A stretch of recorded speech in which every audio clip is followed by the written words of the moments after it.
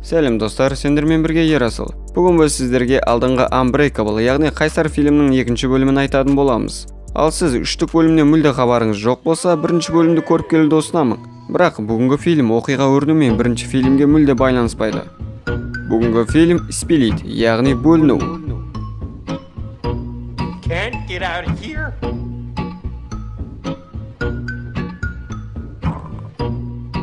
I'm confused. You said it was near a window. Кино бір мейрамханада жасөспірім қыз туған күнін атап өтіп жатқанымен басталады. Бұл туған күн иесі Клэр. Ал мына оның жан құрбысы қоңыр қыз Марсия. Ал басқасынан сәл бөлектеніп отырған момын қыз Кейси. Клэр біздің Кейсиден негізі шақырғысы келмеген, бірақ сыныптан тек оны қалдырып кететін болса, көңілін алып қалады ғой деп ойлап шақырыпты. Кеште аяғына жетіп әркім өз үйіне қайтады. Кейси де өзі жалғыз қайтамын деп айтқанда, Клэрдің әкесі: "Сені кім тосып алып кетеді?" дейді. Кейси: "Мені тосып алу керек адам тұтқаны көтермейді. Мен өзім автобуспен қайтып кетемін ғой" дейді. Сол кезде Клэрдің әкесі: "Олай мүлде болмайды. Мен сені көлікпен үйіңе жеткізіп саламын" дейді. Сөйтіп Клэрдің әкесі жүксалғышқа жүктерді салып, қыздар көлікке жайғасады. Алдында отырған Кейси айнадан тамақтардың шашылып жатқанын көреді. Сол кезде көлікке бір бейтаныс тақырбас адам келіп отырып алады. Артындағы екеуі тіпті байқамады да. Кейсидің есі шығып телміріп қалады. Одан біздің тақырбас маска киіп қыздарды ұйықтататын газбен ұйықтатып тастайды.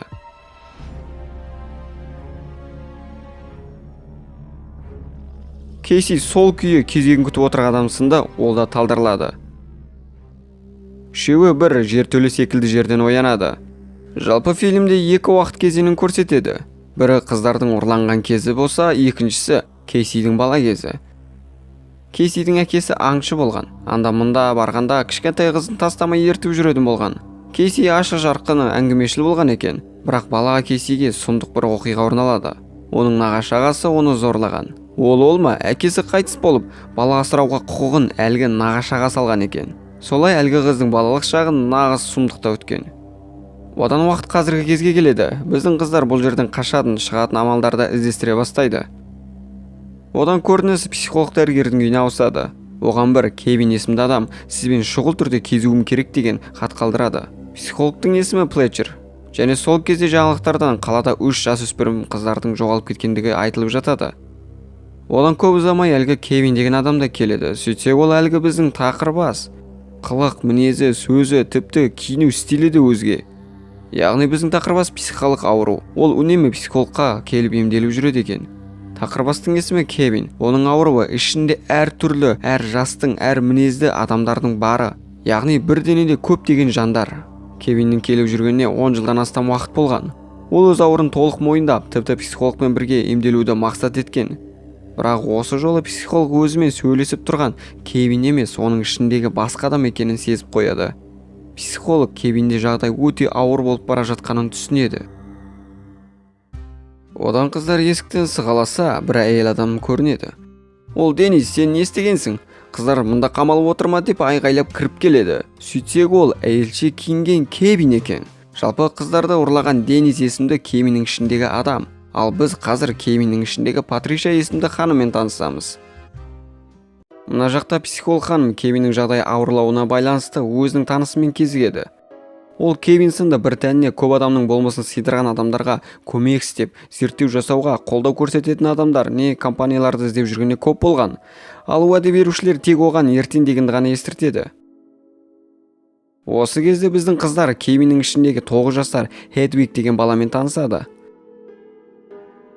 Жалпы Кевиннің ішіндегі адамдар қалай ауысады дегенде, театрда актерді арнайы таңдау үшін оған жарық түсіріледі. Елдің назарын аудару үшін оған түскен жарық бойынша ол өз рөлін ойнайды. Сосын Кевиннің ішіндегі біреуге арнайы жарық түсіп, сол шығып келеді деген сөз. Клэр, Марсия екеуі Кевинде психолог қаншер деп ойлап, оған мүлде сөйлемей қояды. Ал Кейси керісінше балаға сөйлескендей онымен сөйлеседі. Және Кейси айла қолданып Хедвигке: "Сені әлгі еркек алып кетеді" дейді. Хедвиг: "Өтірік айтпа, Денис мырза мына қыздарды ғана таңдайды, сол үшін оларды ұрлады" дейді. Сол кезде Кейси: "Мен Патриша мен Денисдің әңгімесін естідім. Олар ер баланы қалайтын айтты" дейді.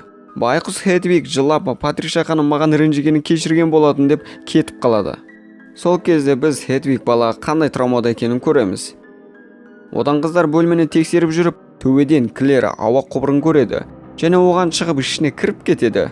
Дәл сол сәтте бөлмеге кабиннің ішіндегі Денис кіріп келеді.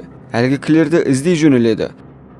Әрине, оны тез табады және ол қатты ашуланып, оны басқа бөлмеге қамап тастайды. Және ол қыздың киімі бұлғанып қалғанын көріп, жынданып күшпен киімін шештіріп тастайды. Бірақ анандай нәрсе болмайды. Денис тек перфекционист екен. Ертеңінде психолог өзімен кезігіп жүрген Кевин емес, Кевин секілді ойнап отырған Денис екенін түсінеді.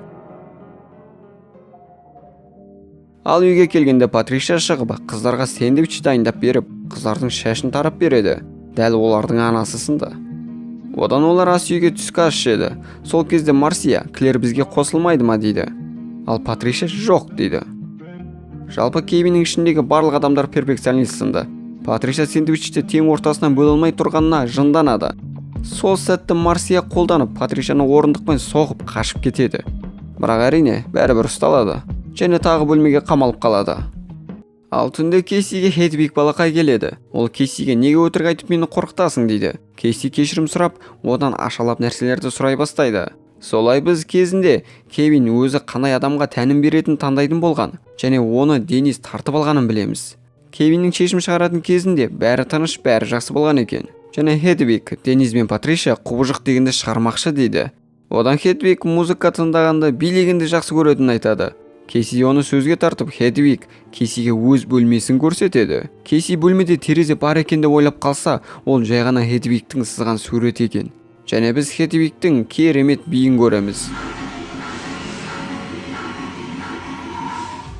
Бірақ көп ұзамай тән Дэвисге ауысады. Сөйтіп Кейсиді бөлмеге қайта қамайды. Дэвис сыртқа шыққанда есігінің алдына психолог ханым келіп тұр екен. Екеуі ішке кіреді. Психолог дәретхананы іздеп жүріп, Клэрдің бөлмесін тауып алады. Сол кезде психологтың артынан Денис келіп, келмеуің керек еді сенің деп оны ұйықтатып тастайды. Қыздар әлі де бар шамасынша шығу жағын іздеуде. Одан Кейси жаңа қамалған бөлмесіндегі компьютерді ақтара бастайды. Осылай біз көптеген құпияларды білеміз. Біз білетін Кевин ол мемлекеттік азаматтығы бар, негізгі тән иесі. Бірақ оның денесінде Кевиннен бөлек 23 адам бар. Олардың барлығы уақыт өте келе пайда болған. Олардың ең күштісі Денис. Денис алғаш Кевиннің 3 жасында пайда болған. Себебі оның әкесі қайтыс болғаннан кейін нағыз абьюзер анасымен қалған. Содан Кевинді қорғау үшін Денис пайда болған. Оның анасы өте перфекционист болған. Сәл қателік жіберген баласын сұмдық жағдаймен жазалайтын болған. Осы анасының мінезінен негіз алып, Патриша пайда болған. Жалпы Кевиннің пайда болған әр адамы әртүрлі мінез, әртүрлі мақсат, әртүрлі ниетке ие. Өздерін жеке тұлға санайды. Мысалы, Кевиннің өзі психолог ханымға сеніп, өзінің жағдайын ауру санайды. Ал Кевиннің ішіндегі Денис психолог ханымға мүлде сенбейді. Өйткені Германиядағы бір әйел өмір бойы соқыр, кейде көріп біртүрлі жағдайда өмір сүрген. Сөйтсе ол келіншекте Кевин секілді психолог ауру болған. Оның ішіндегі 3 адамның біреуі ғана соқыр болған екен. Оны психолог ханым, ол әйел өзінің миын сендіріп, сол ішіндегі адам шыққан кезінде өзін соқыр санайтын болған дейді. Сөйтіп оған психолог ауру деген диагноз жасаған. Оған өздерін жеке тұлға санайтын Кевиннің ішіндегі Денис секілді адамдар оған мүлде сенбейді. Фильмнің барысында біз Кевиннің ішіндегі 24 адамнан тек Денис, Патриша, Хедвиг, Құбыжық деген 4-еуін ғана көреміз. Және 24-ші ең соңғы пайда болған адам ол Құбыжық. Оның пайда болу себебі Клэр мен Марсия. Кевин зоопаркте жұмыс істейді. Ол бір күні жұмысында Клэр мен Марсия тордағы кінәсіз жануарларды мазақ қылып, күліп видео түсіріп жүргенін көреді. Оған қатты Денис ашуланады. Сондықтан да жануар хайуан секілді күшке, мінезге ие болмыс пайда болдырған. Және оларға сабақ беру үшін Клэр мен Марсияны ұрлаған. Бірақ жол болмағыр Кейси де сол машинадан табылып, 3-еуін қатар ұрлап кеткен екен. Одан біз әлгі Құбыжықтың шығып келгенін көреміз. Кевиннің денесі өзгеріске түседі. Үлкейіп күшейеді. Ол ең бірде психолог ханымды өлтіреді. Одан Марсияны. Одан Клэрдің ішін жеп жатқанында Кейси көреді. Кейси бөлмені құлыптап қашады. Бірақ Құбыжық оны түк болмағандай ашады. Және Кейси қашып жүріп әлгі психолог ханымның мәйіті бар бөлмеге келеді. Психолог ханым өлер алдында қағазға Кевиннің шын есімімен ата деген жазу қалдырып кетіпті. Одан көп ұзамай бөлмеге Құбыжық келеді. Оның күші, қозғалысы шынымен жыртқыш жануардай. Кейси психологтың жазғаны бойынша оның есімімен қатты айғайлап айтады. Ал құбыжық басын ұстап талып қалады. Біраздан кейін Кевин оянып, болған оқиғаны біліп, Кейсиге мылтық беріп, мені ат дейді. Көп ұзамай Кевин құбыжыққа ауысады. Кейси қаша жүріп мылтықпен атса да әлгі бәле өлмейді. Темір торды қолмен майыстырып аша бастайды. Сол кезде құбыжыққа Кейсидің денесіндегі тыртықтарды көріп, өзінің бала кезін есіне түсіп, Кейсиге тиіспей қашып кетеді. Одан әрине полицейлерге хабар беріліп, Кейси құтқарылады. Жаңалықтардан болған оқиғаны айтып жатқанында кафедегі қыздар: "Сұмдық-ай, көп жылдар бұрын тағы да осындай бір жынды болып еді ғой. Кім еді?" дей бергенінде, артында отырған Дэвид: "Әйнек мырза" дейді. Осылай фильм аяқталады.